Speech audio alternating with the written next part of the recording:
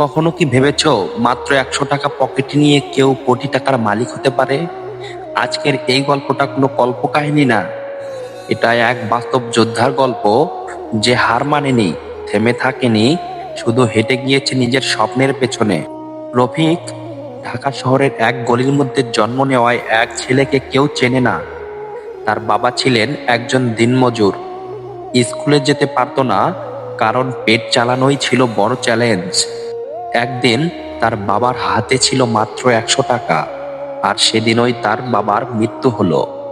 রফিকের বয়স তখন 14, চোখে পানি, বুকে ক্ষোভ, আর হাতে মাত্র 100 টাকা।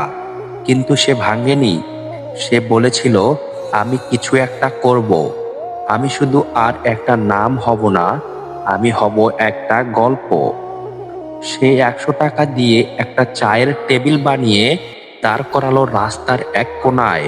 কেউ গুরুত্ব দিত না, মানুষ মজা করত, এই পিচ্ছি কি বেচে। কিন্তু সে ধৈর্য ধরলো। প্রতিদিন ভোরে ঘুম থেকে উঠে চা বানাতো, বিকাল অবধি বিক্রি করত, সন্ধ্যায় 10 টাকা লাভ হতো। কিন্তু সে জানতো এই 10 টাকাই একদিন 10 লাখে পরিণত হবে। সে পড়াশোনাও শুরু করলো পুরনো বই কুড়িয়ে এনে। চায়ের দোকানের পাশে দাঁড়িয়ে সে ইউটিউবে বিজনেস ভিডিও দেখতো, ইংরেজি শেখার চেষ্টা করত। লোকেরা ভাবতো সে পাগল, কিন্তু সে নিজে জানতো সে একদিন আলাদা কিছু করবে। 3 বছর পর তার ছোট্ট দোকান হয়ে উঠল লোকপ্রিয়। কিন্তু একদিন হঠাৎ রাস্তার সংস্কারের কারণে দোকানটা ভেঙে ফেলা হলো। সব শেষ, আবার শূন্যতে নেমে এলো সে। তবে এইবারও সে হাল ছাড়েনি।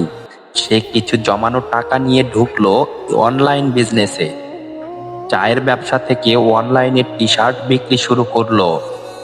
প্রথম মাসে বিক্রি মাত্র 4টা, দ্বিতীয় মাসে 12টা, এবং তৃতীয় মাসে 75টা বিক্রি হলো। 1 বছরের মধ্যে তার ইনস্টাগ্রাম পেজে ফলোয়ার 50,000। রফিক নিজেই ডিজাইন করতে শেখে, মার্কেটিং শিখে, কাস্টমার সার্ভিস শিখে একাই একটা কোম্পানি চালাতে থাকে। ছোট চায়ের দোকান থেকে যাত্রা শুরু করা ছেলেটি আজ দাঁড়িয়ে নিজের ফ্যাক্টরিতে। তার ব্র্যান্ড এখন দেশের বাইরে পর্যন্ত যাচ্ছে। বিদেশি কাস্টমার অর্ডার করে তার ডিজাইন করা টি শার্ট। মাত্র 5 বছরে সে দাঁড়িয়ে গেছে লাখো টাকার ব্যবসার মালিক হিসেবে। সে এখন ছেলে মেয়েদের ফ্রি ট্রেনিং দেয়, যাতে ওর মতো কেউ জীবনযুদ্ধে হেরে না যায়। বন্ধু, তুমি যদি মনে করো তুমি কিছুই না, তাহলে এই গল্পটা মনে রেখো। 100 টাকা থেকেও রফিক শুরু করেছিল।